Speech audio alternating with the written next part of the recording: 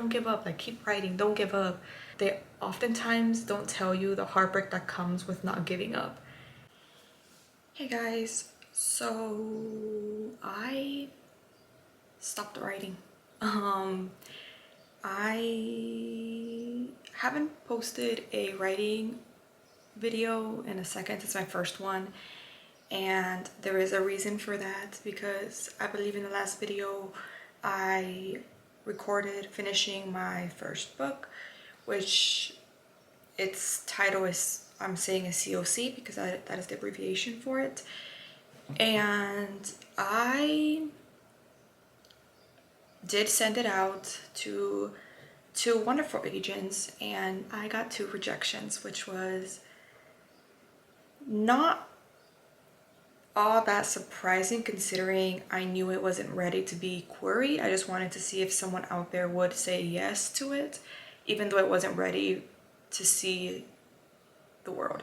So I kind of want to talk about rejection and the hardships of rejection. So I thought I would give you guys kind of like a backstory of that book. So as you know, I finished this book with about 117,000 words, COC, and I did go back and edit. I did like kind of like tenses and stuff like that, because I have a real issue of like writing in the past and the present, which I've gotten better about since that book, because of my writing class. So my professor has helped me kind of catch those tenses, and I realized that I was overwriting a lot. Like from 117,000 words, I went down to like 112,000 words. That's a lot of words that I cut out because I knew it was overwrite, and there's probably even more overwriting in that draft. I just haven't gone back to it because I hadn't had the heart to go back to it. Yeah, so definitely overwrite, and tenses are like my biggest thing. Anyways, so I finished that book. I queried it. I sent it to 2 agents. Both gave me a very nice rejection, which I wasn't surprised about because the book it wasn't ready, and I wanted it to be ready, and it's just not yet. I haven't opened that manuscript since probably 2-3 weeks ago, but in those 2 to 3 weeks I just saw like myself just not go down spiral, but I didn't feel like myself at all. I could feel myself hitting I wasn't depressed. It wasn't like a depressive episode. It was just more of like I just was feeling very down and just not sad, but just like routeless, if that makes sense. Or pathless. Like I just didn't know where I was going exactly, and I'm a person that needs to know what's up ahead. Even if I don't know completely what's there, I need to feel like I have a purpose, and within those 2 to 3 weeks I felt like I didn't have a purpose, and that has not happened to me in like a year and a half. So I started thinking, and then for my writing workshop kind of class, we were workshopping stories. So we're doing like synopsis, and we're doing the first opening pages of our novel, and I decided to work, instead of like COC and just having them critique it, I was just kind of working on COC on the side while working on this kind of like school assignment, along with it. And I have kind of just reverted my mind from COC to this new project, which I'm calling FOF. It's not intentional that they're both like COC, FOF. But FOF, so I did like the synopsis for it, and I'm absolutely like in love with the story. And I did the opening pages, and I felt even more in love with the characters. So I thought today we would do a little, I'm outlining right now. I haven't actually started writing the story. Like I started like the opening pages, and I actually did my workshop, and I got a lot of amazing feedback. So the number one thing is that people were hooked with my synopsis, and they want to see what's gonna happen, how it's gonna resolve. Of course, it wasn't without its flaws. I know that too. But I'm not gonna share the synopsis because that literally tells you what's gonna happen and how it's gonna end, which I'm not gonna throw away the ending because I do plan for these books to be queried into the agent. So you know, one can hope and dream that it will get published one day. So that is my end goal for any book that I write, is publication. This is the second full book that I've written. I've written other books in the past, but I knew they couldn't be published, like they just weren't publishable, if that makes sense. But COC is the first one that I felt like could be published, like after the 5th revision, because I wrote this, the initial like draft of COC is completely different. Yeah, guys, like it's not even like resembling the original version. Like draft 1, like straight draft 1 of COC, completely chaotic, completely different. It took me 5 drafts to finally have this draft. So I started writing COC December 2020.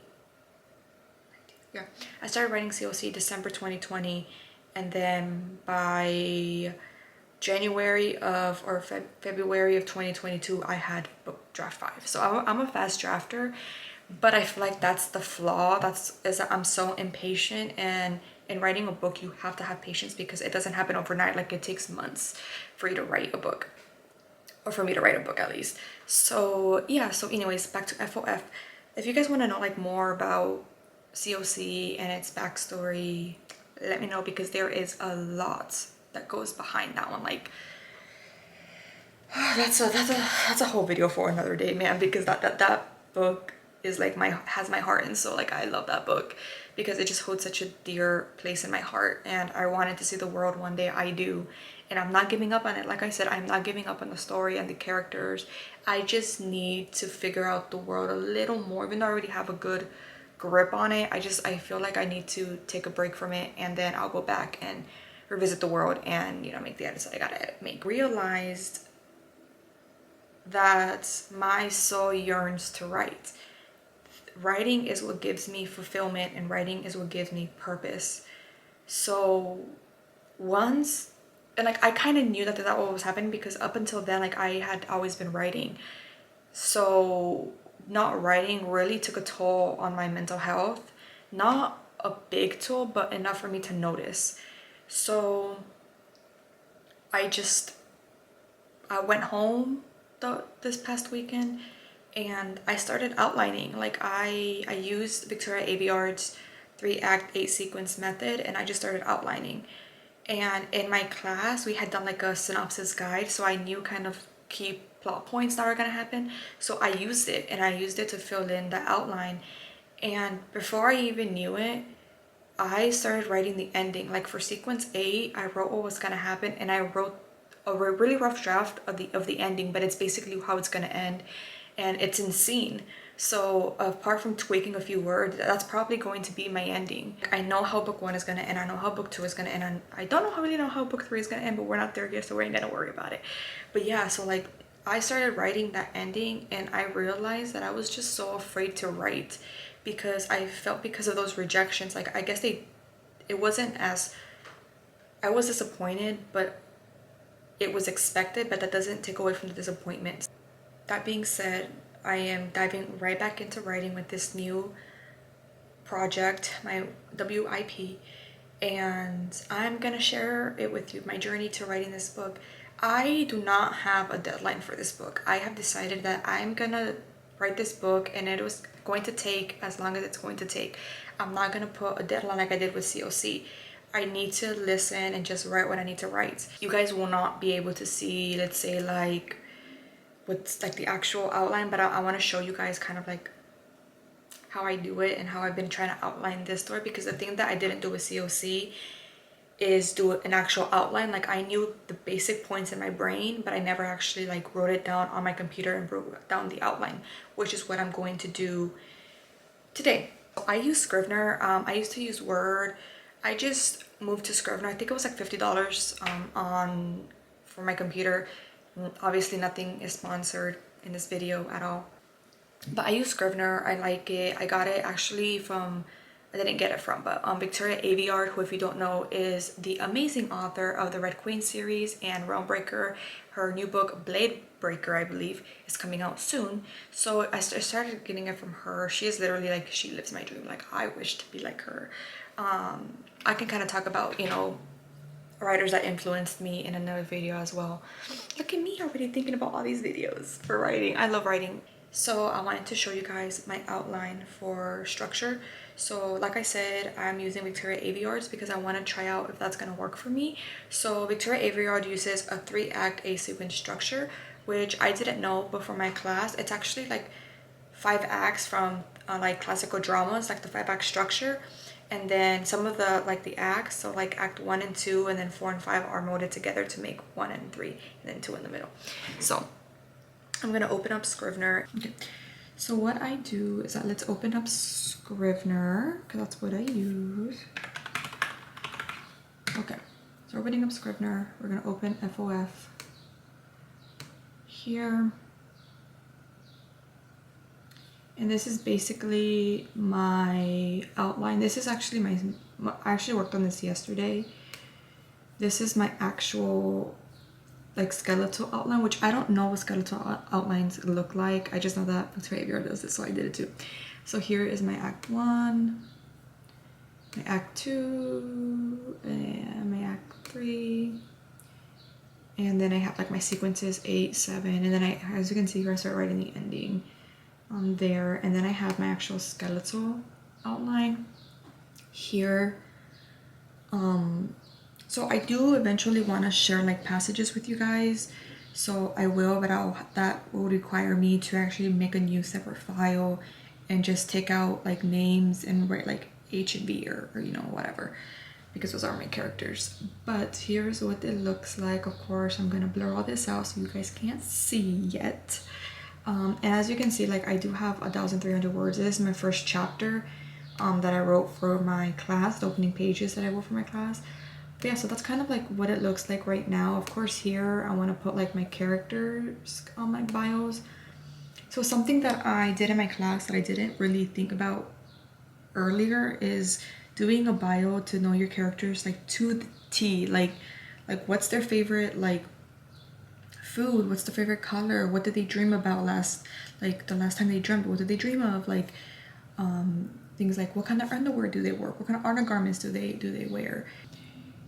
And this is, I think there's just scenes of the chapter, which I have like my chapter 1 and then my scenes, which I think I'm gonna use. I don't usually utilize that, I just kind of write the chapter and I wrote everything like at once, but I think I'm actually gonna do that for this one. Then I have my places. The places in this, there's mainly 2, but it's gonna, for at least for this first book, it's only gonna really take place in one of the settings.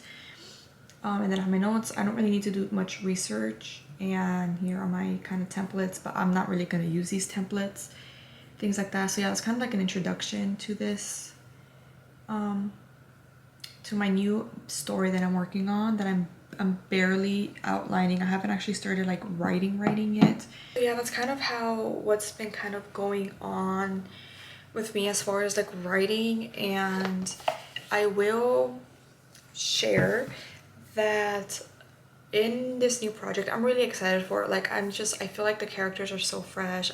I feel like I'm bonding with them just thinking about them. And there's certain points in the book where I'm so excited. I'm so excited to like get to certain points. I cannot wait. Like I'm so excited to write these characters and write this story. And they're just so like funky, and they're just amazing. That's all I can really say. We're at the early stages of outlining and drafting this first draft, so I'm excited for you guys to come along with me to actually see, like, you know, me draft act 1, act 2, act 3, the ending, we cry. Rejection doesn't scare me. Rejection is part of the process. If you guys watch K-dramas, if you guys have watched 2521, there is a quote that they say.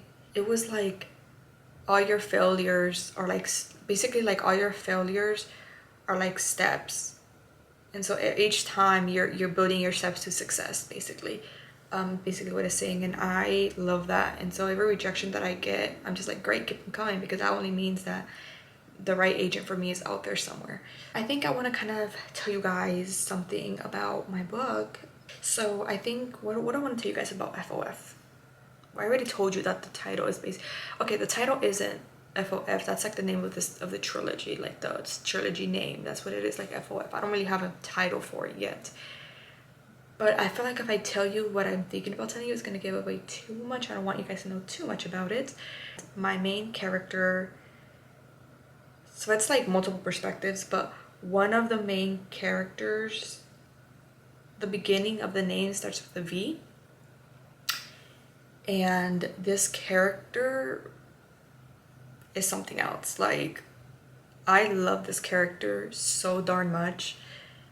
In the short time that I have, like, she has lived within me. But like she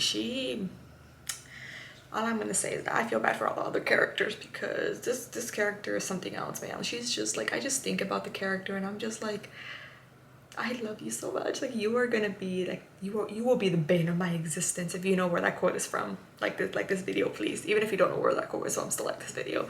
So that's what I'm gonna tell you. Like, the character's name starts with a V, and the character is something else. Like, think like this character is just a boss, like BOSS and capitalized. Like, this character is a boss, but she can be a lot to handle sometimes, but that's okay. Okay, that is a-okay. But yeah, I'll leave you guys with that. But anyways, thank you guys so much for watching. I hope you guys enjoy this little series to all my fellow writers. If you are querying and get rejections, keep writing. Just keep writing for you. I just realized that I love writing, and I'm gonna keep doing it whether or not like it gets published. Hopefully it does, but you know, I'm just gonna keep writing because it's what I love to do and it's what I am passionate for, and that's what I feel like I'm meant to be doing, if that makes sense. So I'm gonna keep doing it. I hope you guys enjoyed the video. Please like and subscribe, and I will see you guys in my next video. Bye guys.